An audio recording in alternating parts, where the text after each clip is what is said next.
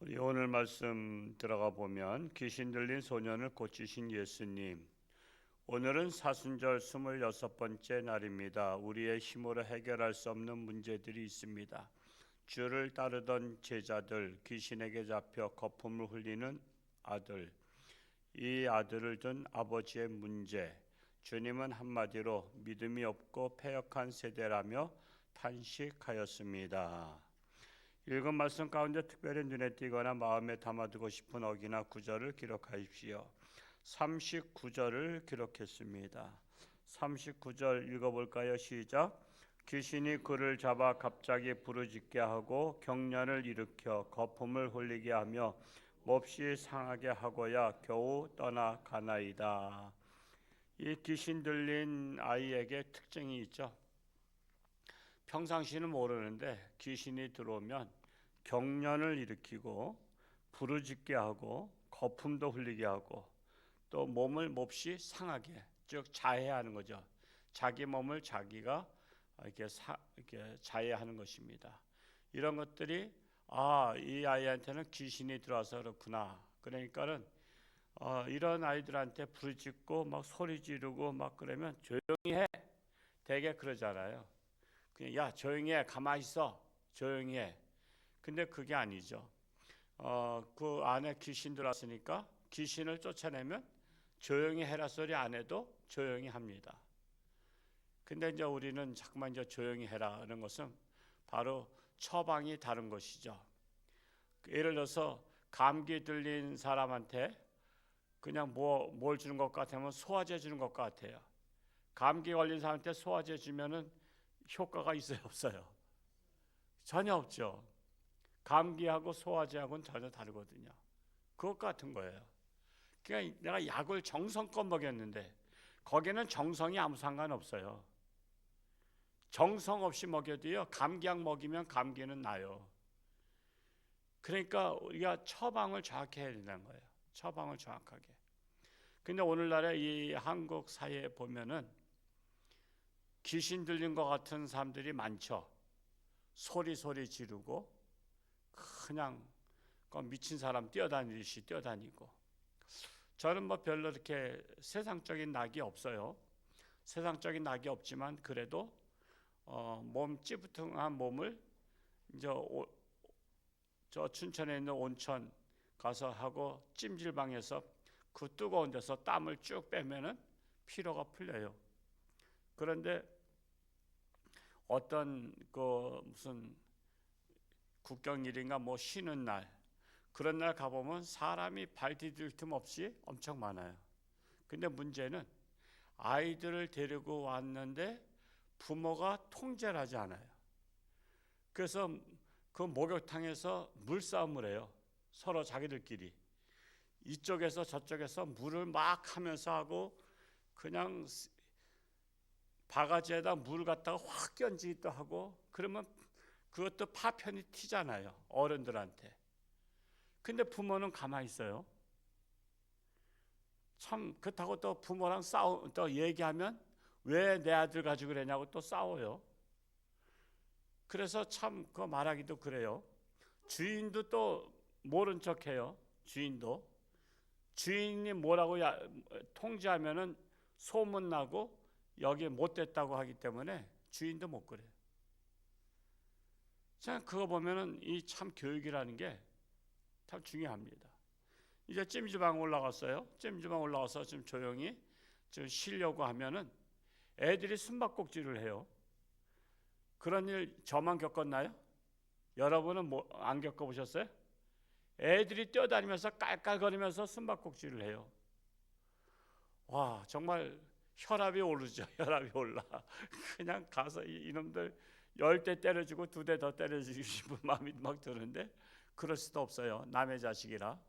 얼마나 요즘은 신주단지 모시듯이 자식들을 위합니까? 그러다 보니까 자식을 망나니로 키우는 부모가 참 많아요. 그래서 자식이 문제가 아니라 부모가 문제예요. 부모가. 그래서 부모가 자녀 교육에 대해서 배워야 돼요.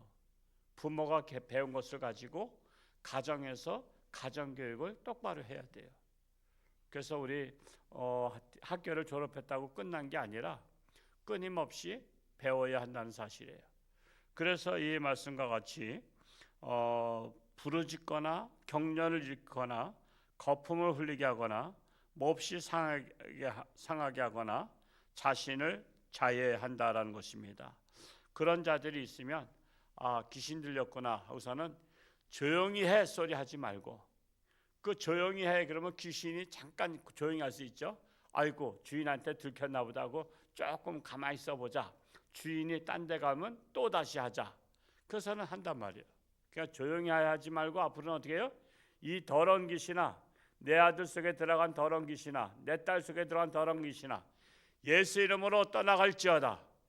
예수 이름으로 떠나갈지어다 하고 내 자식한테 조용히 해 소리 하지 말고 귀신을 쫓아내면 알아서 조용히 한다라는 사실입니다. 우리 함께 나눌 묵상을 한번 같이 읽어보겠습니다. 시작.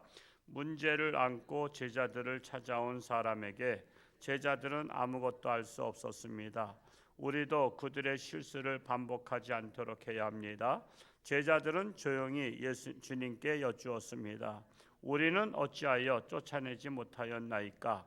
이에 대해 마태복음에서는 너희 믿음이 적은 까닭이니라 라고 답하시고, 마가복음에서는 기도 외에 다른 것으로는 이런 종류가 나갈 수 없느니라 라고 말씀하셨습니다. 이를 통해 믿음과 기도가 깊이 연결되어 있음을 깨닫게 됩니다. 자, 마태복음에는 이 사건을 가지고 너희 믿음이 작은 까닭이다. 믿음이 작아서 귀신을 쫓아내지 못했다는 거예요. 그리고 또한 마가복음에서는 기도 외에는 다른 이유로 나갈 수 없느니라. 기도해야 쫓아낼 수 있다는 거예요. 자, 그러면 믿음 플러스 기도가 중요하죠. 믿음 플러스 기도인데, 그럼 믿음이 작다는 것은 믿음이 커야 된다는 거잖아요. 그러면 믿음이 자라야 된다는 거예요. 근데 믿음이 자라려면은 뭘 먹고 자라요? 말씀을 먹고 자라는 거예요. 여러분, 이 저기들도 짐승이나 나무나 모든 식물도요 먹고 자라잖아. 자기에게 양분이 있다고. 요즘 밭에 그냥 거름을 그냥 새까맣게 뿌려놨어. 이제 갈아엎으려고. 왜 거름을 거기다 이렇게 뿌려놨죠? 그게 곡식이 그 거름을 먹고 자라도록 하는 거예요. 여러분, 짐승들도요 잘 주면 잘 자라는 거 아시죠? 잘 자라는, 사료를 잘 주면 잘 자라. 이와 같이 사람도 우리가 육신의 양식을 먹으면 육체가 자라지만 하나님의 말씀을 먹으면 믿음이 자라는 거예요. 믿음이. 그래서 우리가 믿음을 키우려면은 끊임없이 말씀을 먹어야 돼요. 때를 따라 말씀을 먹고 이것을 소화시켜야 돼요. 그래서 교회는 믿음을 키우는 곳입니다. 그냥 믿음을 키우는 식당이다라고도 말할 수 있어요. 자, 말씀을 먹고 믿음이 자라. 그러면은 믿음이 자랐으면 그 믿음을 어떻게 해야 돼요? 활용할 줄 알아야 돼. 활용할 줄 모르면 안 되는 거예요. 자, 예를 들어서 우리가 적과 싸우는데 끊임없이 우리가 무기를 들여놨어. 우리 교회가 무기 창고야. 무기를 들여놨어. 자, 그런데 이제 적이 쳐들어와. 그러면 그 무기를 어떻게 해야 돼? 써먹어야 되잖아. 안 써먹으면 상대방이 이 창고를 폭파시켜 버린단 말이야. 그러면 나중엔 써먹을 수도 없어. 그러니까 우리가 무기가 있는 것을 가지고 적을 퇴치해야 돼. 적을 퇴치하도록 우리가 지금 이렇게 무기를 많이 쌓아놓은 거란 말이야. 이것처럼 하나님의 말씀은 무기요. 하나님의 말씀은 무기이기 때문에 내 안에 저장 창고에다 많이 쌓아놨어. 그게 믿음이라고. 근데 그 믿음을 언제 써먹어야 돼? 더러운 귀신이 들어오거나 악한 세력들이 들어올 때 그 믿음이 자란 것을 우리가 써먹어야 되는 거예요. 그게 바로 뭐예요? 기도야, 기도. 기도에는 이런 유가 나갈 수 없느니라. 그래서 우리가 주어진 말씀을 늘 은혜 받고, 오늘도 은혜 받았다. 그래서 말씀을 적용하지 아니하는 분들이 많아. 그 말씀을 써먹지 않는 분들이 많아. 그러면 나만 갖고 그걸 갖다 뭐라 그래? 무능력한 인격자라래. 자신은 많이 변화됐어. 그런데 그것이 남에게 영향을 못 줘. 그래서 무능한 인격자. 그래서 교회는 무능한 인격자가 많아. 사람은 좋은데, 그래, 사람은 좋아.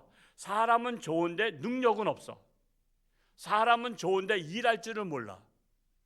우리 자식들 요즘에 그 일 안 하는 자식들이 다 뭐예요?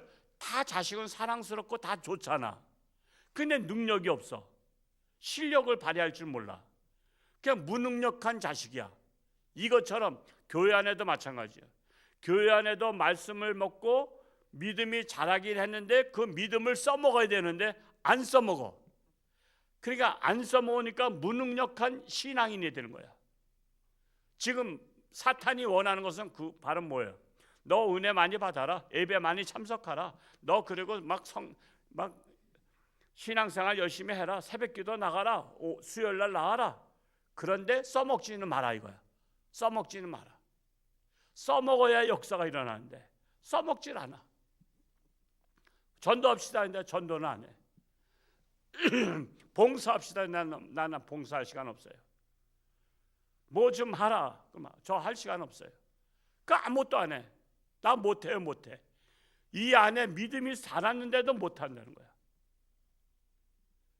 그게 한국 교회가 무능력한 교회가 된 거야. 그래서 한국 교회가, 우리 교회는 믿음이 자라는 것만큼 자란 거를 내가 써먹어 보는 거야. 한번 써먹어 보고 좀 익숙하지 않으면 또 하고 자꾸만 하면. 여러분 운전이라는 것도 처음 배운 사람은 익숙하지 않은데 자꾸만 운전하다 보면 익숙해지는 거 아시죠? 그것처럼 우리 믿음도 써먹어야 익숙해져. 익숙해져야지 그것이 내가 일상화가 될 수가 있어요. 그래서 우리 교회는 말씀을 키우는 곳이고 말씀을 키운 것을 기도로 능력을 발휘하는 것입니다. 믿음을 활용하는 것입니다. 우리 한 줄의 기도 같이 한번 읽어볼까요? 시작. 하늘에 속한 저희가 땅의 문제로 기도하지 않을 수 없습니다.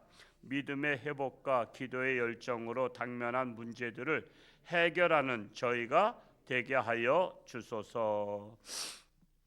지금 우리나라에 미친 자들이 얼마나 날뛰고 있습니까? 광란의 춤을 추고 있어요. 그러한 자들을 우리의 믿음으로, 우리의 기도로 쫓아내야 됩니다. 이 한반도에서 쫓아내야 됩니다. 사방에서 침투하잖아요. 우리나라를 호시탐탐 노리는, 무너뜨리려고 하는 그런 자들이 너무나 많습니다. 저는 뭐 현대랑은 아무 상관도 없지만, 뭐 현대에 우리 가족 중에 아무도 다닌 사람 없지만, 현대 같은 경우도 저 울산인가 어딘가요? 그 노조가 파업을 하는 바람에 아예 폐쇄해버렸죠, 회사에서.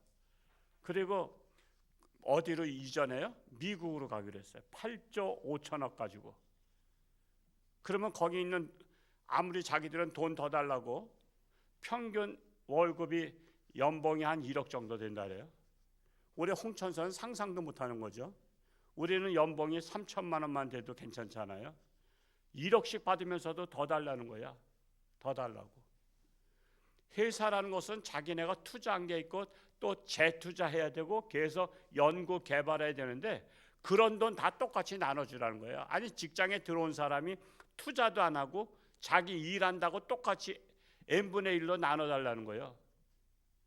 그런 법을 만들고 있는 게 노랑봉투법이잖아요. 국회에서는 또 그런 걸 통과시키려고 그래. 똑같이 나눠 먹게. 그러니까 8조 5천억을 미국에다 투자해요. 그리고 거기는 폐쇄시켜요. 그러면 그 마을이 다 초토화되는 거 아시죠? 그 마을의 경제가 다 죽어버려요. 지금 화천, 양구 그쪽에 군인 부대가 없어졌잖아요.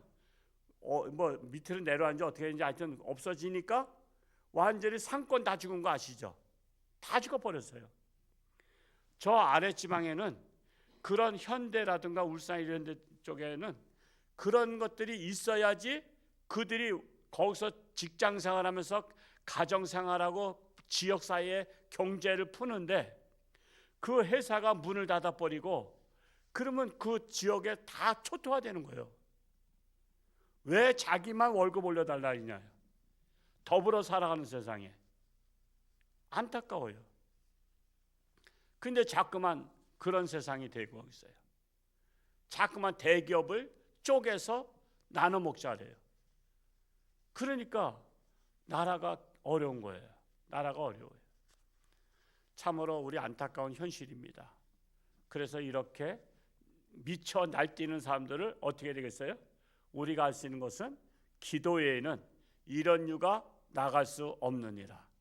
우리는 비록 홍천에 살아도 우리는 저 미얀마 지진 난 거 가지고서 기도할 수 있고, 정말 우리는 산불 난 곳을 위해서도 기도할 수 있고, 기도는 어디서 하나 항상 하나님께 접수되는 것이니까 우리가 기도로다가 그들을 돕자고요. 미얀마에 지금 실종자가 10만 명이 넘었다래요.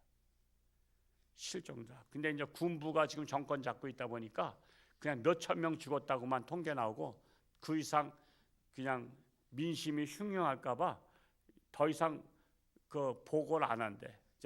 발표를 안 한대. 그냥 그러나 10만 명 이상이, 여러분 10만 명이면요 홍천 인구보다 더 많은 거 아시죠? 홍천이 7만이 안 되잖아요. 그 얼마나 많이, 그냥 건물이 수십 층짜리가 그냥 와르르 무너지고. 이번에 중국에서 진 것을 알잖아요. 중국은요 뭐든지 다 가짜야.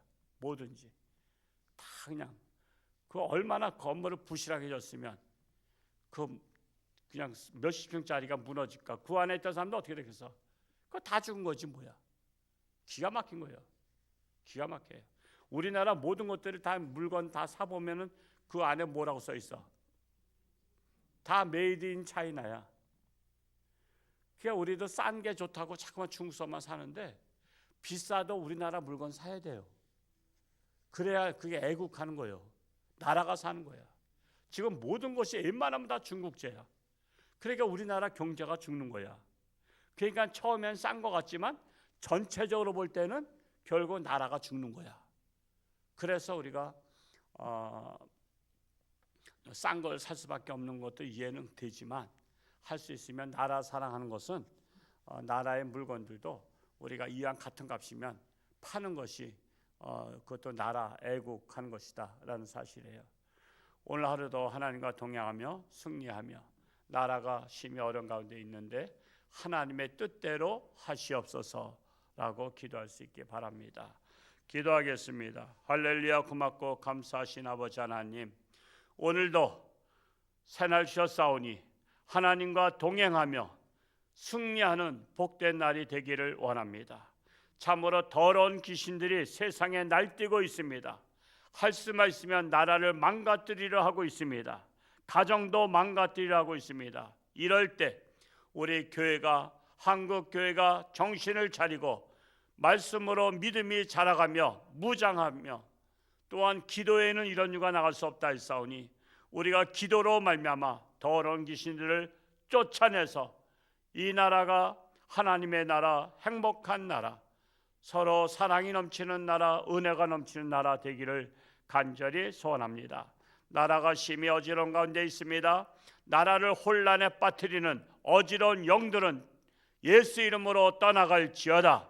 그리하여 나라가 정상화되고 그리하여 나라가 맡겨진 하나님의 사명을 감당하는 나라가 되기를 간절히 소원합니다. 육신의 질병으로 고통 속에 있는 자들을 긍휼히 여기시고 예수 이름으로 깨끗한 받을지어다. 건강할지어다. 그리하여 하나님 영광 위에 살기를 간절히 소원합니다. 예수님의 이름으로 감사하며 기도하옵나이다. 아멘.